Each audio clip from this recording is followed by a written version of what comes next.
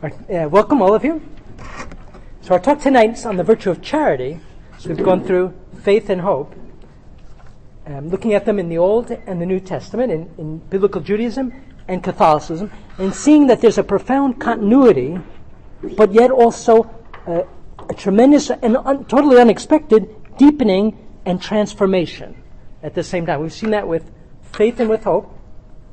For example, with faith, we saw that there was a fundamental continuity, but yet a deepening because God comes in person, made flesh. God made flesh speaks to Israel and to mankind, giving faith a much greater strength than it could ever have had if God hadn't become incarnate. Right? We saw the same thing about hope last week. We saw that Israel shares the hope of the church, but nevertheless, it was given much greater strength and solidity and explicitness through the incarnation, and above all, the passion and resurrection of Christ, because he precedes us in the glory that we hope for. And so, and the same thing will be true, we'll see tonight, that the teaching on charity is the same in the Old Testament and the New. It's the same revelation, the double commandment of love, but yet there's a deepening through the passion of Christ, and we'll see that at the end. Now, one of my goals in these talks is to aid Jews. Now, there aren't any here tonight, but the idea is to aid those who are wondering about the figure of Jesus to see precisely both this continuity and the transformation through the work of the Messiah. Right? And another goal, which again we have none here, but Messianic Jews believe in Christ as the Messiah, but they don't believe in his church. And so we want also to show that continuity between ancient Israel and the church. And then finally, of course, for all Catholics, to show those same points, right? Because it builds up the faith of all of us. Okay. So let's start in now on the virtue of charity in the Old Testament, in biblical Judaism and Catholicism. Now, two of the great glories of the Old Testament, Judaism, were, if you wanted to, there were many, but if you had to pick two, I would probably pick the revelation of the oneness of God, so monotheism, and the double commandment of love as our supreme duty to that one God. And those two teachings are intimately united. They go together. And they're even revealed together in the same biblical text, which is the text of the Shema Yisrael, Hear, O Israel, from Deuteronomy chapter 6, verses 4 to 5. Hear, O Israel, the Lord our God is one Lord, and you shall love the Lord your God with all your height, with all your heart, with all your soul, and with all your might. And this text is recited morning and evening by devout Jews, and in its written form, it's put in what's called the mezuzah, a little parchment rolled up and put in the doorway of every Jewish home and room in their homes.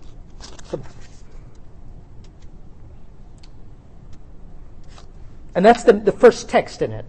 The mezuzah has a second paragraph, also from Deuteronomy chapter 11, which again commands the love of God. And it goes like this. Quote, if you will obey my commandments, which I command you this day, to love the Lord your God, and to serve him with all your heart and with all your soul, he will give you the rain for your land in its season, etc., etc. You therefore lay up these words of mine in your heart and in your soul, and bind them as a sign on your hand, and they shall be frontlets between your eyes. Teach them to your children, talking of them when you're sitting in your house, when you're walking by the way, when you lie down, and when you rise. And write them upon the doorposts of your house and upon your gates. So what was it they had to write down? That there is one God, and that you have to love him with all your heart, mind, and soul. Right? That's the fundamental message of the Torah. And it's not accidental that those two truths go together. Right? Because the oneness of God is really the foundation for our duty to love him with all our heart, mind, and soul. Because it's only the recognition of God's oneness that we can see that we owe him everything. Right? Israel is in the midst of polytheistic religions, right? The religions of the people of Canaan and the entire world before Judaism. And in a polytheistic religion, there are all these different forces, these different gods that represent different benefits, and none of them can command our entire heart, because each one's a partial force. Force of fertility, the force of rain, but none of them give being. None of them create out of love. Right? Zeus. Right? Zeus couldn't command the Greeks to love him with all their heart, mind, and soul, because he's one of many. And even as being one of many, he's not absolutely good. On the contrary, he's an adulterer. And he's a pedophile. If you read the Greek mythology, right, he rapes Ganymede, a young boy. He rapes all kinds of maidens. Right? So the commandment of the love for God would be absurd in the context of polytheism. Right? And that was typical of the ancient peoples.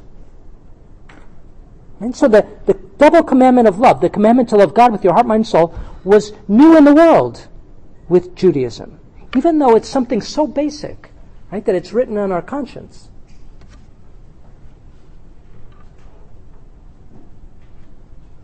And by the way, the same thing is true today in New Age religiosity.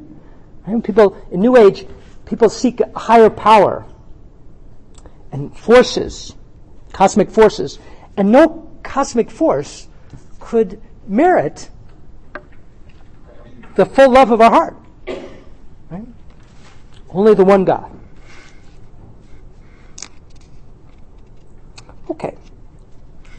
Now, the Old Testament equally contains the second half of the great commandment of love, fraternal love for our neighbor. Right? So there's love for God with our heart, mind, and soul, and love for our neighbor as ourselves.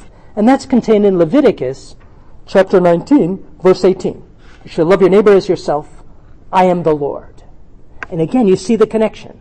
Right? We're to love our neighbors ourselves precisely because God is the Lord, the one God, and we're made in his image, which means my neighbor is made in his image as well. Right? So that the precept for love of neighbor is founded, right, receives its foundation in the precept to love God with our heart, mind, and soul. Right? And that's why God puts that, I am the Lord. Love your neighbor as yourself, I am the Lord. This chapter of Leviticus, by the way, gives a summary of the law, and kind of fleshes out the Ten Commandments and adds details of how to put them in practice. And all of these details are consequences of that fundamental precept to love our neighbor as ourselves. I'll just read a little section from this.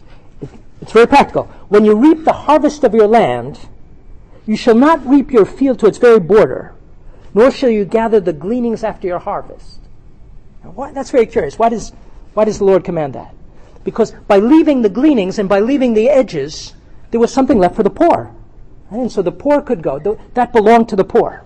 And again, you shall not strip your vineyard bare, neither shall you gather the fallen grapes of your vineyard. You shall leave them for the poor and for the sojourner, the foreigner. I am the Lord your God. You shall not steal, nor deal falsely, nor lie to one another. You shall not swear by my name falsely. I am the Lord. You shall not oppress your neighbor or rob him. The wages of a hired servant shall not remain with you all night until the morning. So if you have an employee, you have to pay him right away. Right? You can't wait till the next day. Again, it's simply a consequence of fraternal charity. You shall not curse the deaf or put a stumbling block before the blind, but you shall fear your God. I am the Lord. You shall do no injustice in judgment. You shall not be partial to the poor or defer to the great. Right? So neither on the one side nor the other. But in righteousness you shall judge your neighbor. You shall not go up and down as a slander among your people. You shall not stand forth against the life of your neighbor. I am the Lord. You shall not hate your brother in your heart. but you shall reason with your neighbor, lest you bear sin because of him. Right? And so if someone does you a wrong, right, you're not supposed to bear it in your heart, but you're supposed to tell him, confront him, and to make peace. Right? You shall not take vengeance or bear any grudge against the sons of your people, but you shall love your neighbor as yourself. I am the Lord. Right? It's a great text. And so you can see everything that precedes is all a consequence of the final verse. Right? All of those other things are simply ways of putting in practice loving your neighbor as yourself. And that's true of all the commandments in the Torah that deal with our neighbor. Right? Or deal with justice. Okay. Now we know that the Ten Commandments were written on 2 tablets. Right? God wrote them on why 2 tablets? That's a curious detail. And the Christian tradition sees in those 2 tablets the precepts with regard to God and the precepts with regard to neighbor. I'm not sure if that's in the Jewish tradition as well. Do you know? Probably it is. And so we can see that our fundamental duties are basically 2. To love God with our heart, mind, and soul. That would be the first 3 commandments. To have only one God. To not to take his name in vain. In other words, to reverence him. And to keep his day holy. In other words, to keep a day reserved for the worship of God alone. Right? And then the other commandments concern love of neighbor. And so all the 10 commandments derive from the double commandment of love. Now the Gospels record for us a conversation between Jesus and a scribe, who was one of the Pharisees, during the Passion Week. So after Christ has come into Jerusalem on Palm Sunday, and yet before his Passion. And the context of this this conversation is that first the Sadducees have tried to tempt him about the resurrection, and we talked about that last week, because they didn't believe in the resurrection.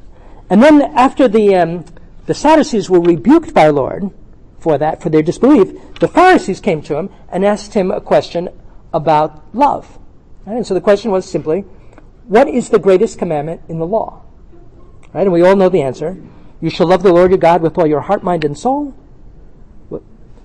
This is the first and greatest commandment. And the second is like it. You shall love your neighbor as yourself. On these 2 commandments depend all the law and the prophets.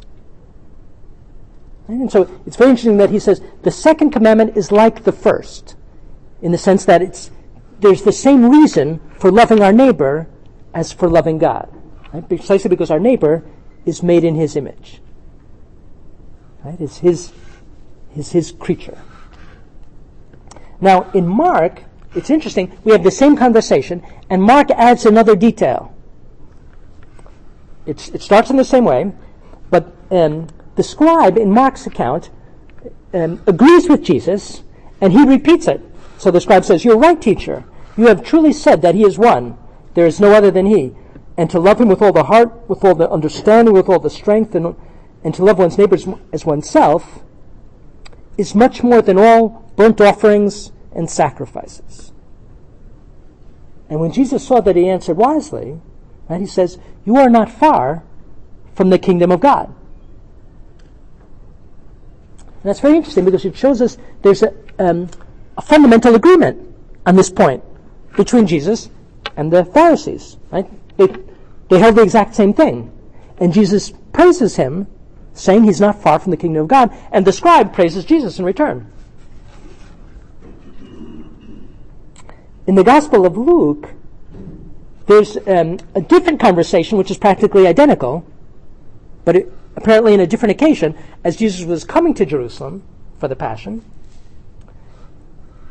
Again, the same thing. A lawyer, a scribe, came up to Jesus and says, "Teacher, what shall I do to inherit eternal life?" And Jesus puts the question back to him. And the scribe answers him, "You shall love the Lord your God with all your heart, with all your soul, with all your strength, with all your mind, and your neighbor as yourself." And so in this case, it's the scribe who gives the double commandment, and not Jesus. And Jesus says, you have answered right. Do this and live. However, the dialogue continues, well, who is my neighbor? Right? And Jesus answers with the parable of the Good Samaritan.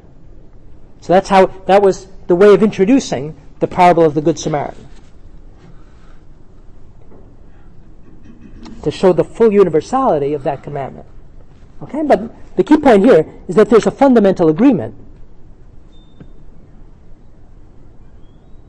And it's interesting that the Talmud contains a similar story about the Rabbi Hillel, who lived before Jesus, the generation before. They probably overlapped.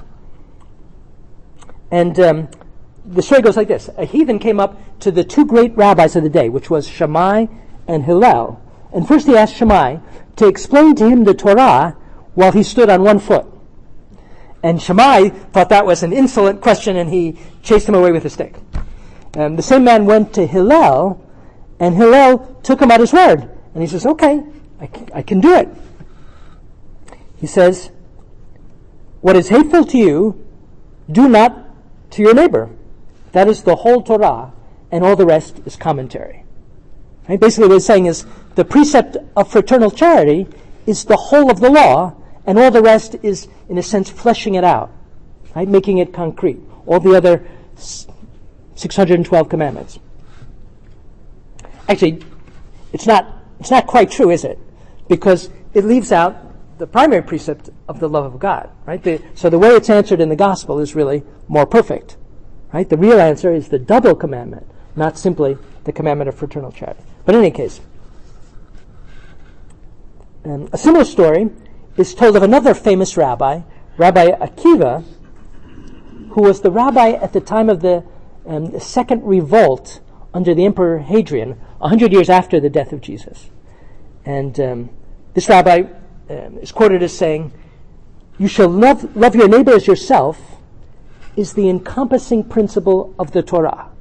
Right? That principle, that precept of fraternal charity, encompasses the whole of the law. And there's another famous saying in the Talmud, whoever destroys the life of one of the sons of Adam, it is as if he had destroyed the entire world. And so the idea is that every man has a dignity that's uncountable, that can't be measured. So destroying the life of an innocent human being, in a sense, is like destroying the whole world, because the innocent human being is the image of God. Or any.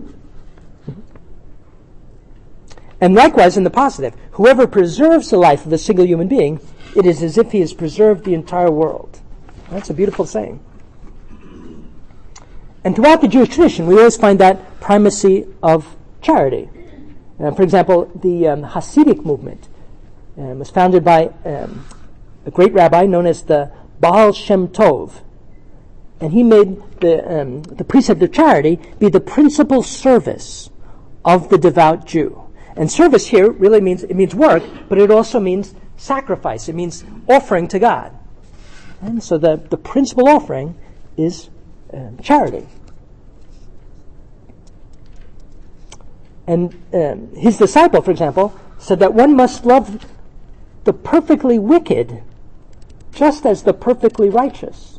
Right? So very similar again to love your enemy and to forgive them. Right? So there's perfect harmony on this point in terms of teaching. The double commandment is the center of the Torah, and Jesus comes not to abolish it, but to fulfill it. Now, it's often said that frequently here, the Old Testament is a religion of fear, and the New Testament of love, as if there was a radical, dichotomy, fear and love. Right? And from what we've just seen, it's totally false. Right? It's not true at all. And in fact, the two are complementary, both in the Old and in the New Testament, both in Judaism and in Catholicism. Fear of the Lord and love of the Lord complement each other. They go together. And you can't ultimately have one properly without the other. Because fear of the Lord really means reverence of the Lord. And that comes from recognizing who He is and who we are. And if we recognize that He's the Lord who's created me out of nothing, well then I have to revere Him and in a sense fear Him, meaning recognize that He holds all destiny in His hands. And therefore His will is the will that governs the universe and has to govern my life as well. Right? That's what it is to fear Him and to recognize that there's a judgment. And that judgment depends on whether I live in accordance with His will or not. Right? And so Christianity doesn't abolish the fear of the Lord. On the contrary, what does Jesus say? We saw it last week a little bit. When Jesus speaks about reward and punishment, it's not as if He takes them away, but He deepens them. He makes them more clearly eternal. Right? Judaism already had it, but He very explicitly makes judgment concern our eternal destiny. And that doesn't serve to lessen the fear of the Lord, right? But to increase it. Rightly understood. Not to see God as a tyrant, right? But simply to recognize that He has in His hands eternal happiness or frustration, and it depends on our correspondence with Him. Okay, so fear of the Lord is the beginning of wisdom in both the Old and the New Testament, in both Judaism and Catholicism. There's a beautiful text from the Zohar, which is one of the great Jewish mystical treatises from the Middle Ages.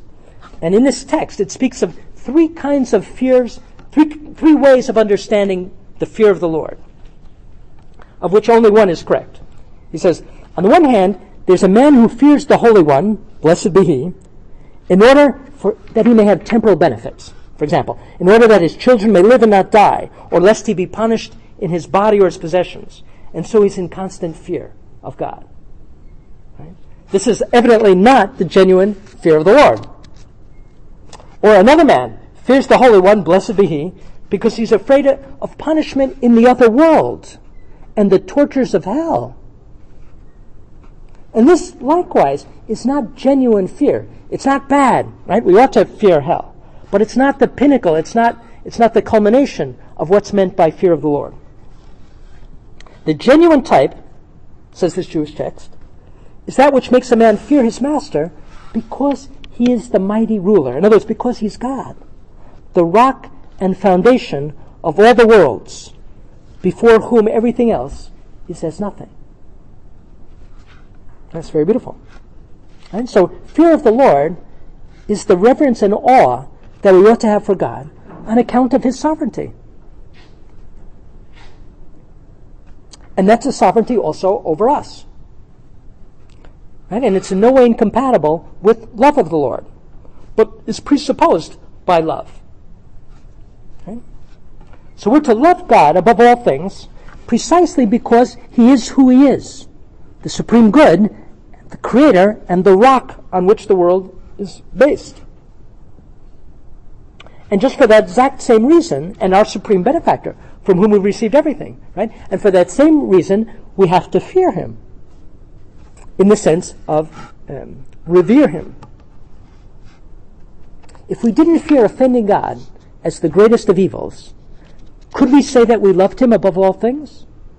Right? You wouldn't. See, to love God above all things means to hold offending Him as the greatest of all evils, and therefore something to be feared. The principal thing to be feared.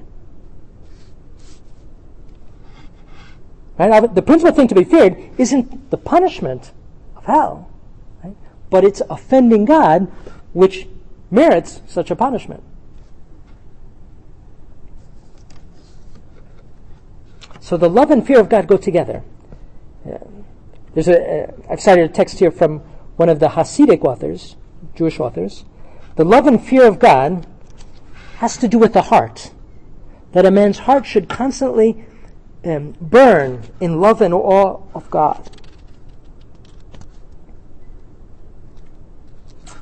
Okay. Now there's a corollary of this primacy of charity. If love is the great commandment that sums up the law,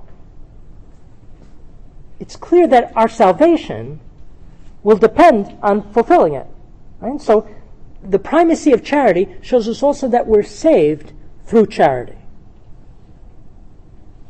And Jesus says that explicitly. He says, "Do this and you shall live," to the scribe who said, who gave the double commandment. Do this and you shall live. So salvation depends on carrying out the double precept of love, at least in the heart. And so it follows that man is not saved by faith alone. In other words, the Protestant idea of salvation by faith alone is ultimately unscriptural.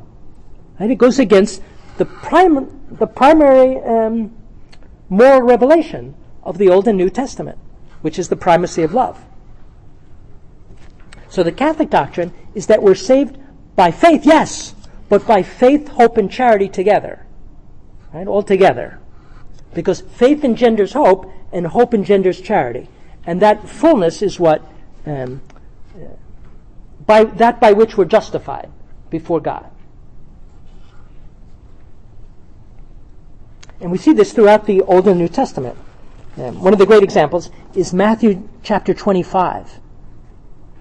And Jesus is speaking explicitly about the Last Judgment, and the criterion by which the judge, which is he himself, shall judge all souls.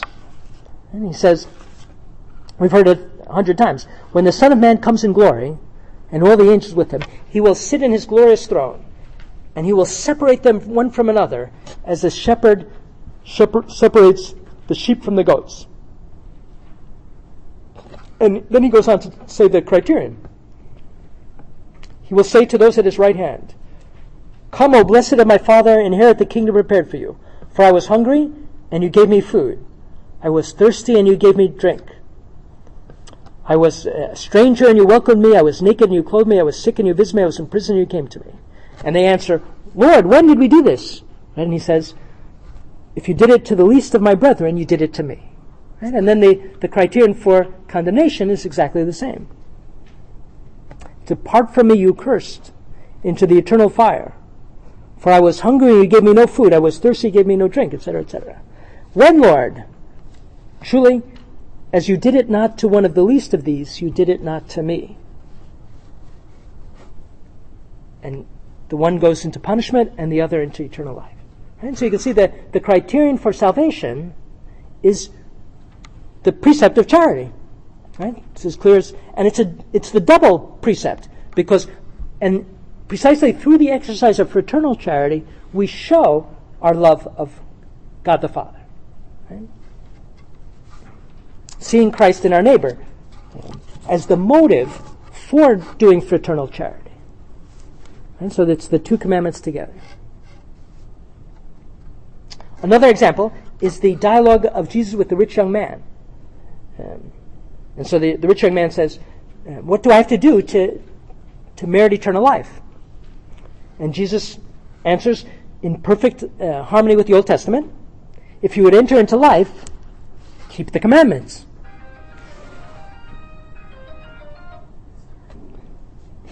Which commandments? Right? And he just goes on to list the commandments of the second tablet, the commandments of fraternal charity. And he sums it up, "You shall love your neighbor as yourself." And St. Paul teaches the same. Luther always quoted St. Paul in this regard, but it's St. Paul who says, if I have all prophecy and understand all mysteries and all knowledge, if I have all faith so as to remove mountains, but I do not have charity, I am nothing. Right? So faith, hope, and charity abide. But the greatest of these is charity. Right? That's the first letter to the Corinthians, chapter 13.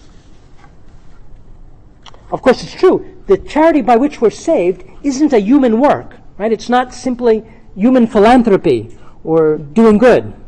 It's a supernatural gift that we can't do by ourselves, that isn't in us, and which presupposes first faith and then hope. Right? So the charity by which we're saved is a charity built on faith and hope. Right? So we're saved by faith, hope, and charity. What is charity? So we've been talking about it all this time, and we didn't ever say what it was. So now I'm going to burden you with the philosophical discourse on what is charity. And basically what I'm going to do is follow Benedict's encyclical on charity. And in that encyclical, he speaks about two aspects of love. He speaks about eros and agape. So I'll see if I can explain that. In every love, we can always identify two aspects. There's always willing some good, desiring some good, and a person for whom we desire it. Right? So to love is to will the good for someone. Right? And so in that willing the good for someone, there's these two aspects, desiring some good and a person for whom we will the good. Right? And that's where we get these eros and agape. For example, I love my mother. So I will the good for my mother. I will happiness for my mother. And so there's a love of desire for happiness, and there's a personal love, which we can call agape, or love of benevolence in English, love of benevolence for the person for whom I will the good. Likewise, if I will something maybe disordered, if I love wine or drugs, again, there are two things that I'm loving. I'm willing this good, which is a false good perhaps, and there's a person that I'm willing it for, who I love, which is myself. And so St. Thomas Aquinas and the other medieval philosophers speak of these two kinds of love as love of desire and love of benevolence. So love of desire would be a love for some object, and love of benevolence is love for a person for whom I will the good. Right? Or we could also call it need love, love of desire, and oblative love, a love of self-giving, which would be love of benevolence. Right? Now in English, we've got, in this case, English is usually a rich language, but in philosophical terms, English is usually poor. I don't know why. And so we just have this one word, love. Whereas Greek was a richer language, and it has three words, of which two are significant here, eros and agape. Eros would be love of desire, and that's where we get the word erotic from. But it doesn't necessarily mean sexual desire. It could mean love of desire for any good in Greek. And then agape is this oblative love, a love of self-giving, a love of donation, a love of gift of self. Now, eros isn't always bad, right? It's very important. It's only bad if it's disordered. If the thing that I'm loving is not truly good for me, that's when it's bad. But eros, meaning a love of desire, if the thing that I'm loving is very good, for example, truth, or virtue, or union with God, then eros is a very good thing. Okay? But nevertheless, agape is higher, because agape is loving something for its own sake, whereas eros is loving something for me, or perhaps for my family, or for somebody else. But it's not for its own sake. Okay? Only agape is loving another person for their own sake.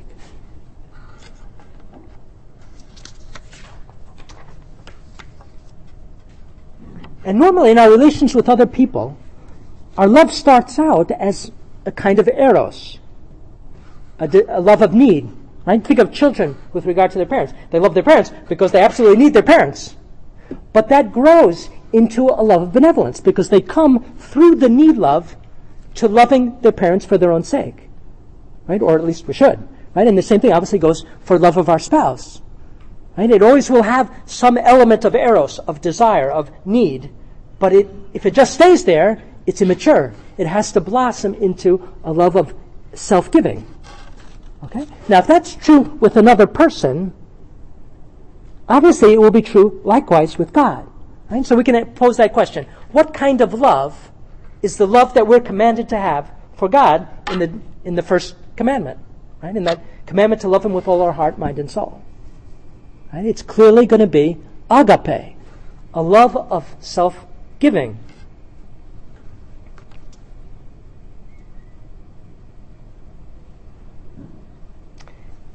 It's not that eros is bad with regard to God. We also have to have a need love with regard to God, right? Because the fact is, we need Him. And he completes us. So it would be crazy not to have love of desire for God. Right? That would be unreasonable. Because it's good for us to desire him.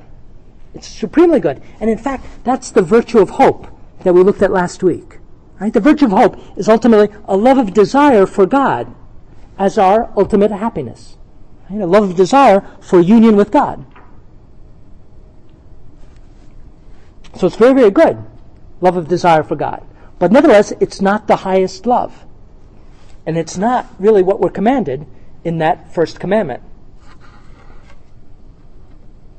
And so what we're commanded, to love God with all our heart, mind, and soul, is to love him with the love of agape. And you can see this in the Greek translation of the Old Testament, and in the, I have to check that, scratch that. You see that in the New Testament, that the word used for this love is agape and not eros. And so it's very clear that the love that Jesus is speaking about is agape.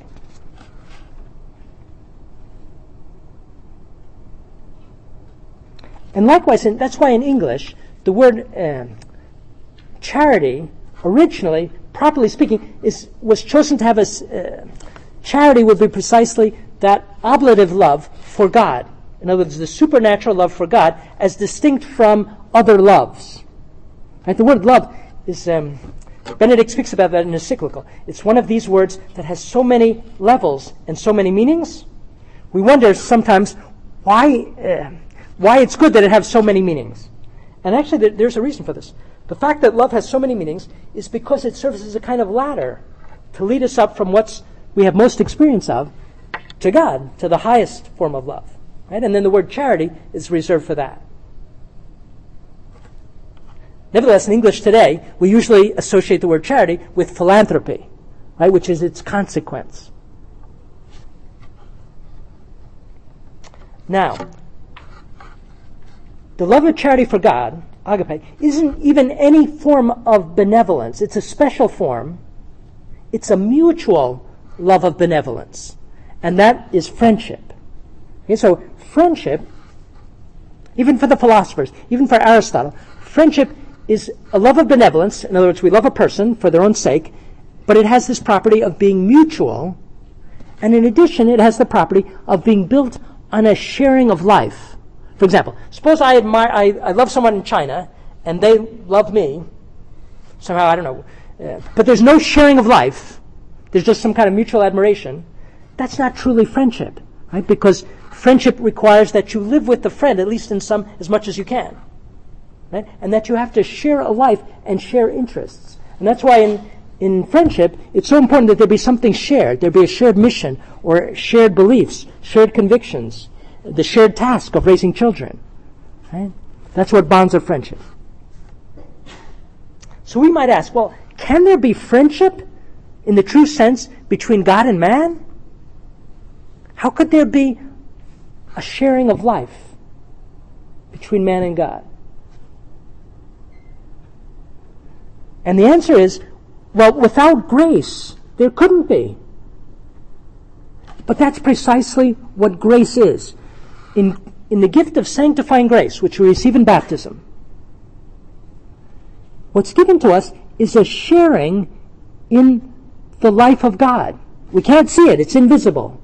But that's what sanctifying grace does. It enables us to know him as he knows himself through faith, and to love him as he loves himself. And that's the gift of charity. And it shares also, somehow sanctifying grace, mysteriously, it's a mystery that can't be properly explained, enables us to share the divine life, even though we remain creatures. And so grace is a tremendous mystery, and it's what makes possible charity. And that's why you can't have charity as in an abiding way without being in a state of grace. If you're in a state of mortal sin, you don't have charity that abides in you. Right? This is something that I think so many of us have forgotten. We think of charity as somehow something natural. No. It's above human nature. Okay, so it's a mutual love, and obviously God has taken the first step. He's loved us first. And on the basis of Him loving us first, we can love Him back with charity. Right? If He didn't take the first step, we couldn't do it.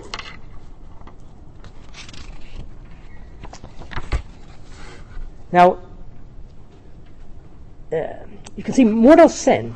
We said mortal sin excludes charity. And I think it's easy to see that. Because what happens in a mortal sin is that I prefer something else to God. Right? Whatever it is that causes me to sin. If I steal some significant amount of money from my neighbor, I've preferred that money to God's law. And therefore, it's not true that I love God above all things. Right? And that's true in every single mortal sin that happens.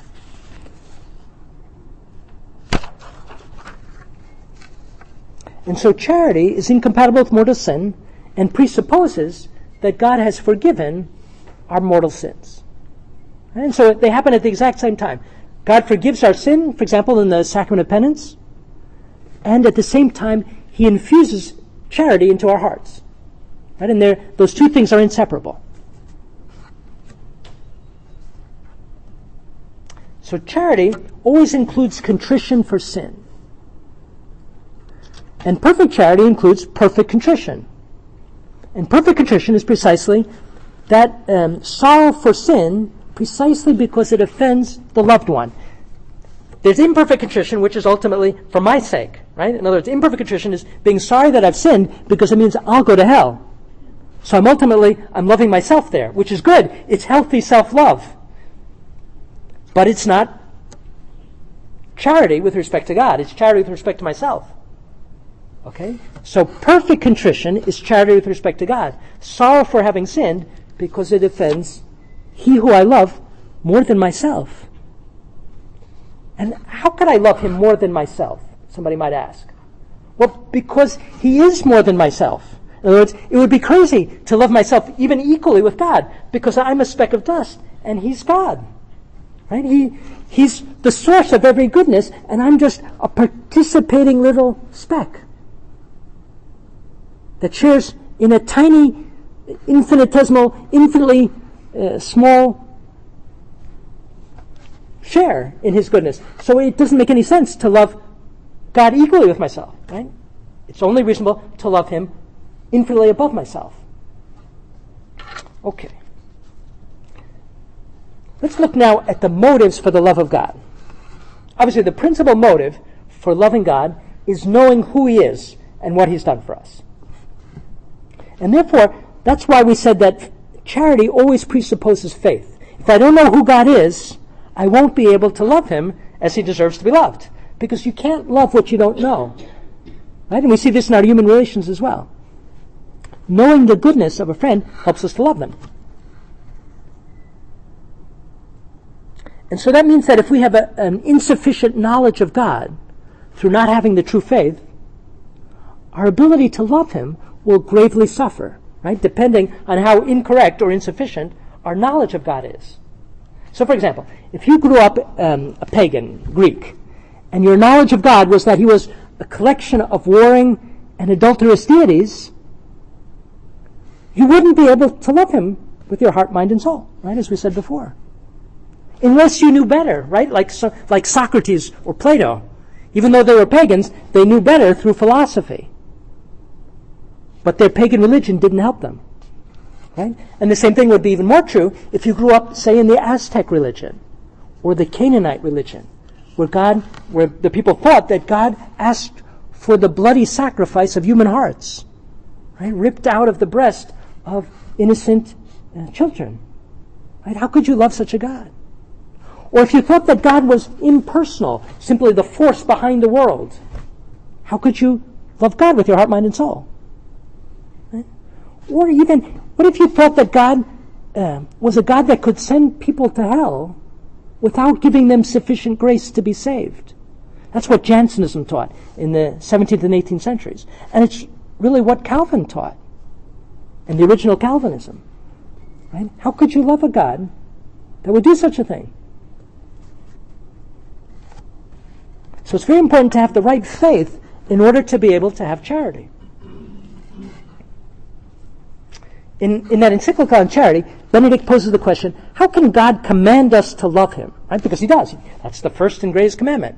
How can he command love? Because somebody might think, well, love is a feeling. Love is something that you have spontaneously. Yeah. And of course, the answer is love isn't just a feeling. Right? On one level, love is a feeling, on our sense level. But love is also an act of the will. And it lies in our power to love with our will.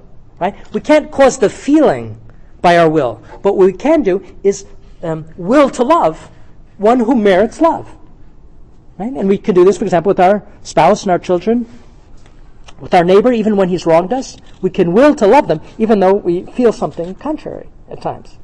Right? And so the same thing goes for God. It's just that with regard to God, there are all kinds of motives for loving him which are immeasurable.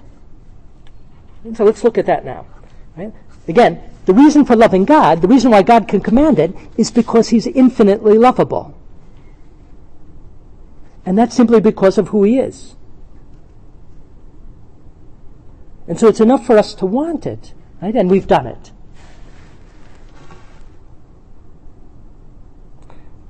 And so what are the, let's look at what are the motives. The first motive for love of God is creation. So recognizing that we're his creature, and that every good that we received comes from his hand. Right? That's the first and most basic motive for loving God, which is every person in all human history has at their in their hand to do. And that's where, the great importance of the creation account in Genesis. Right? It shows us the principal reason, the first reason for loving God is the fact that he's created us good. Nevertheless, God gave to Israel a second reason for loving him, and we can see why it's fitting that he would do so, because even though creation ought to be in and of itself a sufficient motive for loving God, the fact is that the mind is weakened by sin and the presence of evil in the world, and many people find it difficult to recognize him behind that. In any case, God gave to ancient Israel a second reason to love him, and that was the fact that he elected them gratuitously to be his people. Right? That he chose them among all the peoples of the earth to be separated out unto him, to be his inheritance, to be his adopted son. And so the whole event of Exodus is the second motive for Israel to love God. Right? So the creation and then Exodus. And for example, Deuteronomy chapter 7 says this very beautifully. You are a people holy to the Lord your God. The Lord your God has chosen you to be a people for his own possession. Out of all the peoples that are on the face of the earth, it was not because you were more in number than any other people that the Lord set his love upon you and chose you. For you were the fewest of all peoples.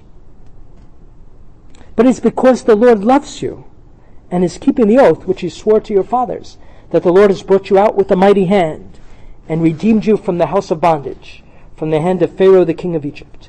Know therefore that the Lord your God is God, the faithful God who keeps his covenant and his steadfast love with those who obey him to 1,000 generations. Unquote. Right, so Israel is to love God because God loved them first by electing them. And he says if they keep his covenant, there will be a royal priesthood and a holy people. And so you see that God's gratuitous love has to call forth a response on Israel's part. Right? He picks them out, and that's precisely the covenant, that on account of that gratuitous election, they have to obey him and love him in response. Okay, and that's the covenant. Because God has freely loved Israel first, they have to love him with their heart, mind, and soul, and their neighbor as themselves. It's interesting, by the way, to see that the same text is given in the New Testament as well by St. Peter in his first letter. He says to the church the exact same words: "You are a chosen race, a royal priesthood, a holy nation." And he's citing Exodus chapter 19, God's own people. that you may declare the wonderful deeds of him who called you out of darkness into his marvelous light. Once you were no people, right, all the pagans, but now you are God's people. Once you had not received mercy, but now you have received mercy. Okay, let's shift now, and we'll look at the New Testament. And just think about this for a minute. If the double commandment of love is the principal duty of Israel, it would be fitting that the Messiah would perfect that.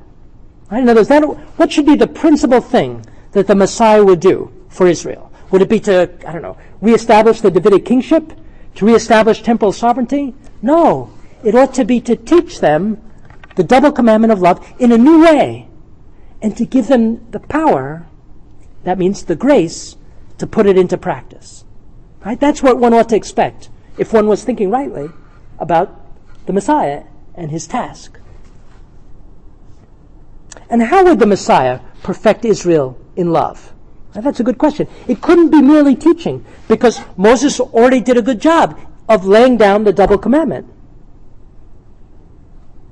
Right? So it couldn't be teaching, it would have to be example. Okay? But what kind of example could it be? Right? The martyrs have given their lives. It would have to be something greater than the Maccabees or the prophets. Okay, so it would be a supereminent example of heroic salvific love, but also giving Israel the grace to put it in practice. And we said that since sin separates us from God, it would also have to be the forgiveness of sin. Right? And of course, that's exactly what we find in the Passion of Christ. All of those things. It's the perfect example of all love, and at the same time, it's the blotting away of all sin. And that merits for us the grace to put the commandments, and above all the commandment of love, into practice. Okay, so Christ's passion and cross perfectly fulfills what Israel needs, and mankind as well, to do the double commandment. Okay, so first and foremost, the Passion of Christ shows us how much God loves us. Okay, so it gives us a motive for loving him that's greater than the other two that were given to Israel, creation and the Exodus. Okay, so the Passion of Christ, once we recognize in faith that the Messiah is God made man, right? That the Messiah is the Son of God, the Passion of Christ shows us that God not only loved us so as to create us, he not only loved us so as to call us out of Egypt, right? But he loved us to the point of shedding every drop of blood for us. Right? And again, that's something that Israel could never have expected, that no human being could ever have dreamed of, that God would try to win our love for him by becoming man precisely so that he could shed his blood for each one of us, right? As if we were the only ones who were created. And when you think about it, how much did it cost God to create us? Nothing, right? He said, fiat, let it be. And the world was created. How much did it cost him to recreate us? His blood, his life. The greatest sufferings that could possibly be imagined. That's what it cost him, right? And so that serves as a stimulus to love that has no equal. And in fact, nothing could be imagined that could be equal to it. St. Thomas talks about this in the Summa of Theology. He poses the question whether it was fitting that Christ die on the cross, whether the Passion of Christ was fitting, and he asked the question whether perhaps God could have saved us in some other way better. Right? It's a good question. Obviously the answer will be whatever God chose to do is the best, but it's good to think about it, why this is the best way. Right? And the answer is what we've just said. He says that the Passion of Christ perfectly realizes everything we need for our salvation. And it's not just one way, but it combines two principal things. The first is deliverance from sin by the fact that he offers the sacrifice of the cross for all the sins of the world. And the second, he says, is that by means of Christ's passion, man knows how much God loves him and is thereby stirred to love him in return. And it's precisely there that the perfection of human salvation is found. Right? As St. Paul says, God commends his love for us in this, that when we were still sinners, he gave his life for us.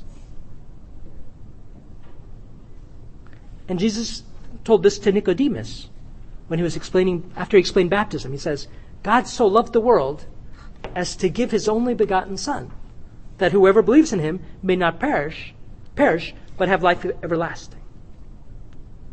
John 3:16. God could simply tell us that he loved us, right? But seeing is believing. And so he shows us his love for us on the cross.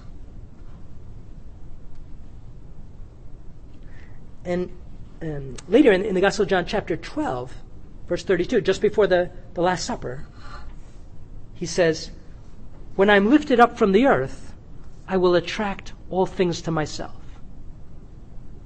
So he's saying, when I'm lifted up on the cross, that's when I will attract all hearts. Right? And the reason is obvious, because lifted up on the cross, we see his love for us, and that's what excites us to love him in return. Okay, so the cross is the principal motive for conversion. And by conversion here, I mean a lifelong process of turning our heart to God. Right? Because conversion isn't just something that happens once at the beginning, but it's precisely the task of the Christian life. Sometimes people speak about a second conversion, this continual conversion. A beautiful example, by the way, of this second conversion is given by St. Teresa of Avila. She talks about it in her autobiography. She had received great graces, become a Carmelite, and received great graces of prayer, but fell into a state of lukewarmness, a state of spiritual, she describes it as mediocrity. Obviously, she was still on a high level. But nevertheless, lukewarmness in comparison to what was to happen afterwards. Right? And she was aroused from it. She was in that state, she says, for 20 years, or 18 years.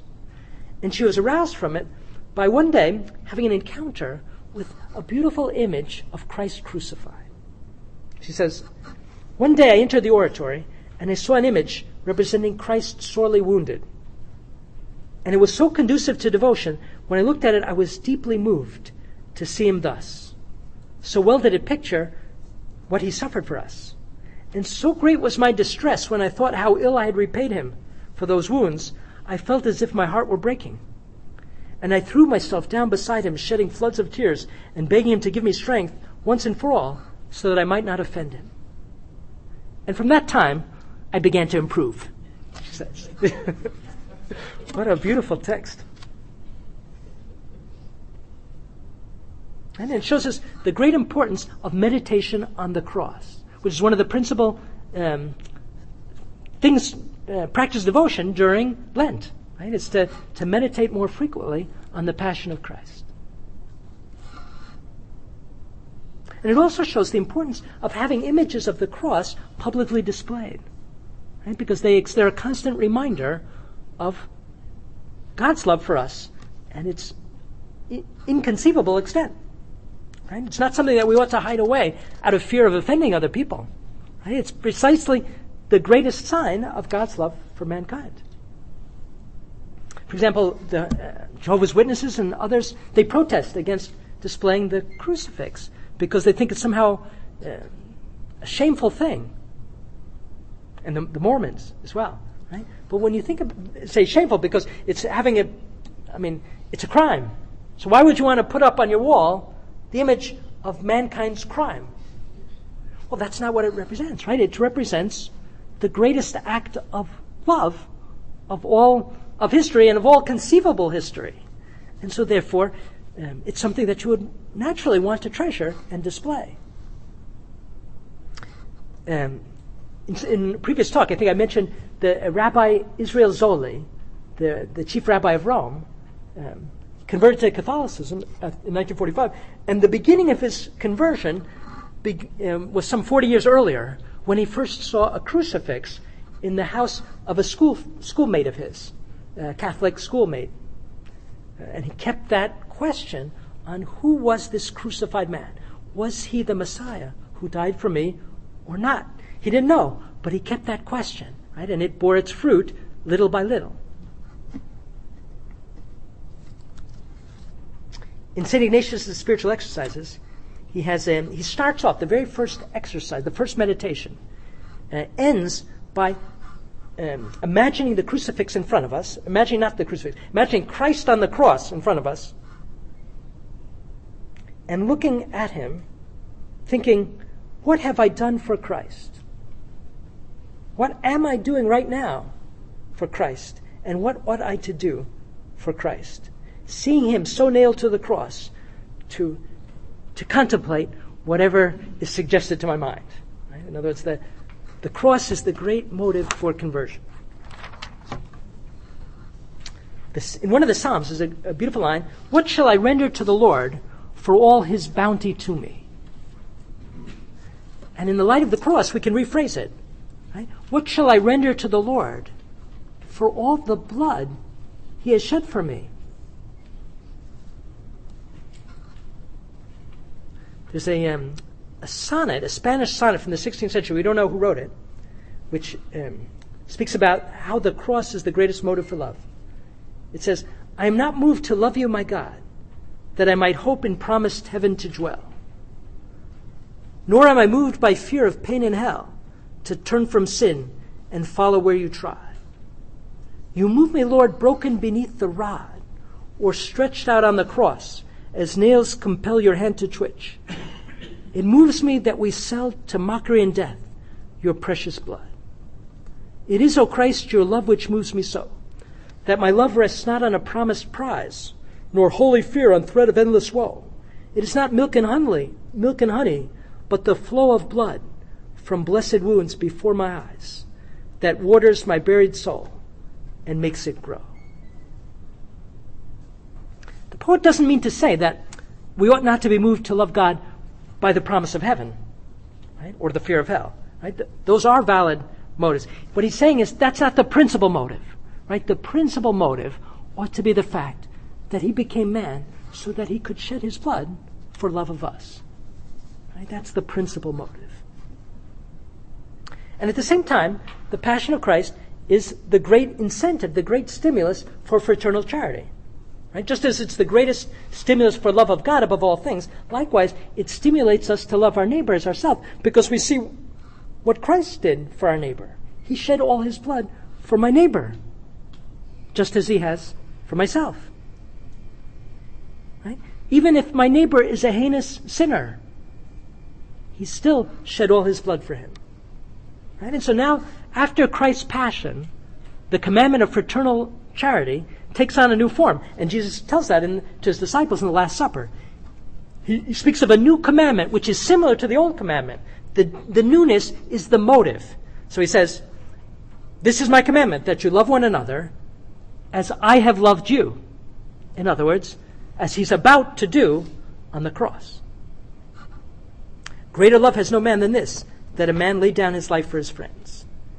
Right? So what greater model could there be for fraternal charity than the love of God made man shedding his blood, right, for my neighbor? And so we can see that the Passion of Christ is really the capstone. It's not in any way in contradiction to the heritage of Israel, but it's the capstone of all the moral teaching that Israel received. So, thank you. We'll take a break now and then questions.